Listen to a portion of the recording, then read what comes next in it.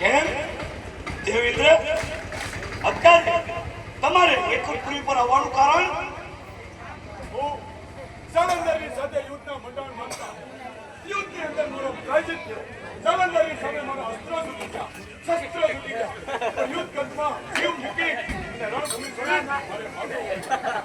ઇન્દ્ર પણ જીતી ગયો, પુરી પણ જીતી ગયો, સાથે ઇન્દ્રની રણી લઈ ગયો. હા ઇન્દ્ર જાલંધર યુદ્ધના મંડાણમાં બેઠો છે. તમારી ઇન્દ્રપુરી પર એને આક્રમણ કર્યું અને તમે અરે ઇન્દ્ર તમે તો ચક્રવર્તી કહેવાઓ છો ને, એવામાં તો મોટા દેવ છો. કેમ તમારે ભાગવું પડ્યું? જાલંધરની એટલી બધી શક્તિ છે કે જ્યાં તમારું પણ કાંઈ ન સાયું. હું જાલંધરની સામે મારા શસ્ત્રો છૂટ્યા નથી, પણ સતીવૃંદાની ભક્તિની સામે મારા શસ્ત્રો છૂટી ગયા છે. આહા ઇન્દ્ર તમે તો સર્વશ્રેષ્ઠ વિજેતા દેવ કહેવાઓ છો. અરે દેવોમાં તમને પદવી હાંસલ છે. અરે જ્યારે દેવ અને દાનવોનું યુદ્ધ હોય ત્યારે તમે મોવાળ હોય છે. આજે આ દાનવ જાલંધર તો દાનવ કહેવાય અને આજે એ તમારી શક્તિની સામે.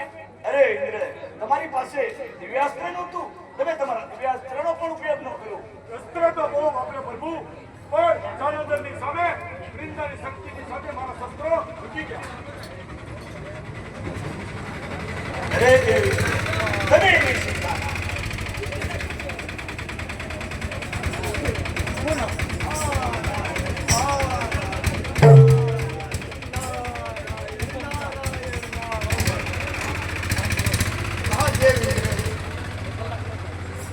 લાગે છે શાળા બનીને સફળ આગળ તે માટે તમારી ભગવાન તમારી સહાયતા નહીં કરે.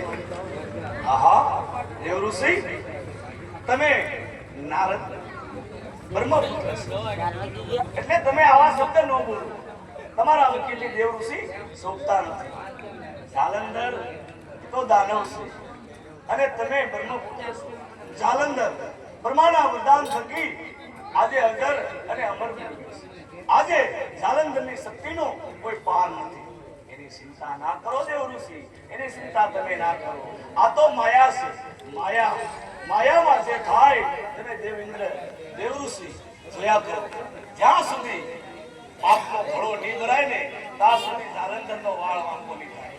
એક તો જાલંધર દાનવ અને એને સતી વિંદા જેવો સાથ છે એટલે જ એને આ મૃત્યુ લોકમાં એને મોતના અને ખેલ માંડ્યા છે.